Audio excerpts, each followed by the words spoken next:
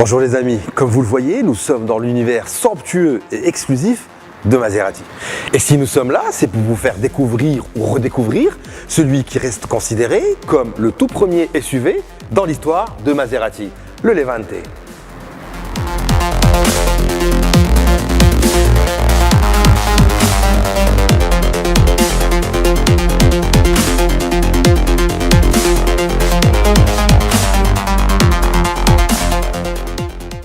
Le Levante, c'est d'abord un joli challenge relevé par les designers, celui d'avoir su préserver l'ADN stylistique du Trident dans autre chose qu'une berline, une limousine ou une sportive.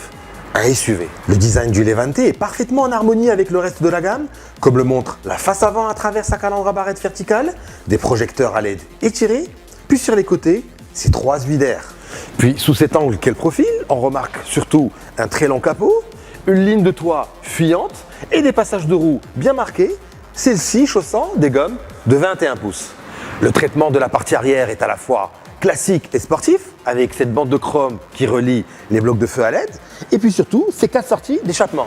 Et croyez-moi, le Levante sait accrocher des regards, comme on va le voir tout à l'heure. Ce subtil mélange entre élégance et sportivité se retrouve aussi à l'intérieur, avec une ambiance à même de combler les clients les plus exigeants. Cet intérieur respire l'italianité et le raffinement connu à la marque Trident, avec du cuir authentique qui s'étend jusque sur la planche de bord et les garnitures de porte. C'est rembourré, cossu, raffiné et digne de l'emblème du Trident, avec des plaquages en noir laqué, des inserts en chrome satiné, puis cette traditionnelle horloge qui trône au sommet de la console centrale. Sur cette dernière, on retrouve aussi du chrome satiné, à l'image du sélecteur rotatif qui s'entoure de diverses commandes.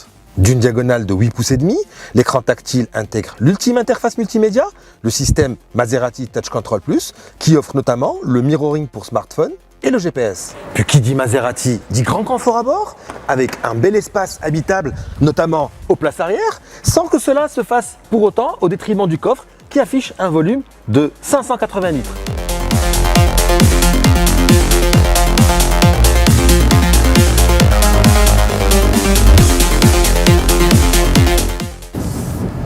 C'est parti, nous sommes au volant du Levante GT qui, comme toutes les nouvelles Maserati, recourt à l'hybridation pour épauler son moteur. Le nôtre est un 4 cylindres essence de 2 litres associé à une boîte automatique à 8 vitesses. Hein quoi? Qui a dit bof? Eh les amis, ça fait un moment que l'industrie automobile est passée au downsizing, c'est-à-dire une faible cylindrée pour une puissance plus élevée. Dans le cas présent, le puissant moulin du Levante développe 330 chevaux pour 450 Nm de couple et il est capable du 0 à 100 en 6 secondes. Étonnant, non? Bon, moi je vais pas accrocher les 245 km/h de vitesse maxi, mais je vais apprécier les accélérations.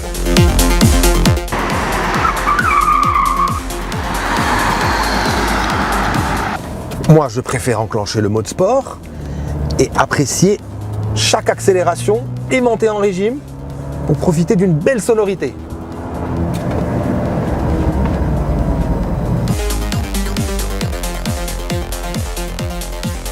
Question comportement, la transmission intégrale Q4 assure une belle répartition du couple et fonctionne intelligemment et principalement en mode propulsion.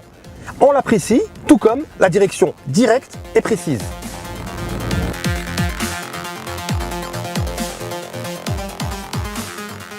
Enfin, ce qui me rassure aussi, c'est qu'un aussi beau yacht roulant de plus de 5 mètres soit capable d'accélérer à fond, de freiner à temps et d'offrir un haut niveau sécuritaire. Le tout dans un luxe absolu. Et c'est cela aussi une Maserati.